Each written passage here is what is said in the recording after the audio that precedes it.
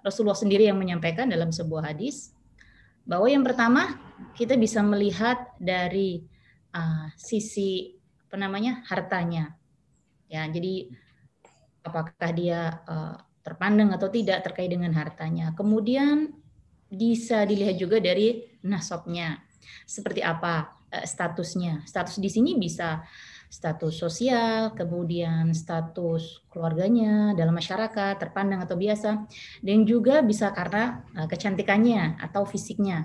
Dan yang keempat, ada juga karena agamanya.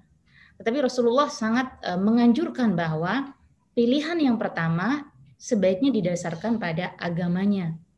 Kenapa seperti itu? Sebenarnya pandangan-pandangan yang diberikan seperti ini adalah untuk memudahkan kita sendiri sebenarnya, Mas. Karena ibaratnya ketika kita memilih karena agamanya, seseorang yang memiliki agama yang bagus akan secara otomatis kan dia memahami apa yang harus dilakukan. Kemudian secara tidak langsung sebenarnya terkait dengan, kan kita tahu dalam Islam thaharah, kesucian atau kebersihan, mohon maaf, itu sangat ditekankan. Ya otomatis seseorang yang memahami agama, perempuan misalnya, dia akan sangat menjaga kebersihan dirinya dengan baik, yang otomatis nanti ya kecantikan akan ikut juga di situ.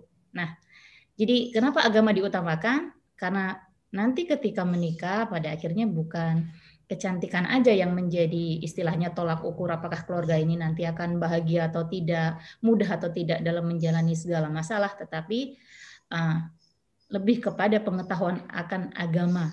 Ya, berarti bisa dibilang bahwa di antara 4 yang biasanya menjadi alasan, alangkah baiknya jika agama yang diutamakan, semacam itu. Nah, kalau ada bonus nih misalnya, sudah agamanya bagus, kemudian cantik, nasabnya baik, harta juga baik, ya why not, bisa bilang. Nah, ada satu hal lagi juga yang kadang-kadang kita perlu perhatikan juga nih bagi yang misalnya hendak mencari jodoh, status kafaahnya ya. Kita sering mendengar istilahnya kalau cari jodoh yang sekufu aja gitu. Itu maksudnya yang sebanding seimbang.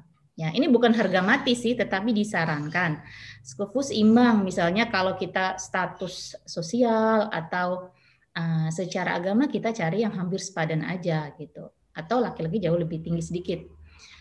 Alasannya adalah ya agar nanti dalam rumah tangga ketika tidak terlalu jauh kesenjangan yang ada dalam hal-hal yang 4 tadi misalnya, akan lebih mudah kan, akan lebih halus gitu, lebih saling mengerti dan sebagainya.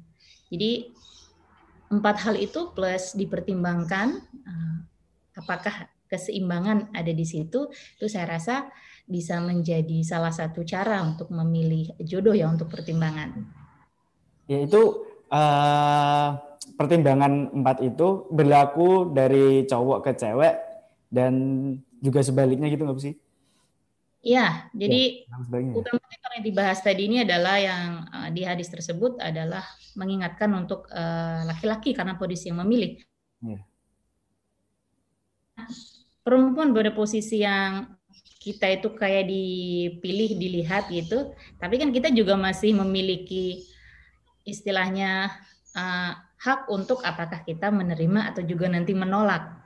Nah, maka misal nih ada 2 orang yang datang kepada kita, yang satu lebih dominan misalnya di hartanya dan yang satu di agamanya, nah kita tentu jadi punya pandangan, kita harus lebih memilih yang mana sebaiknya, seperti itu.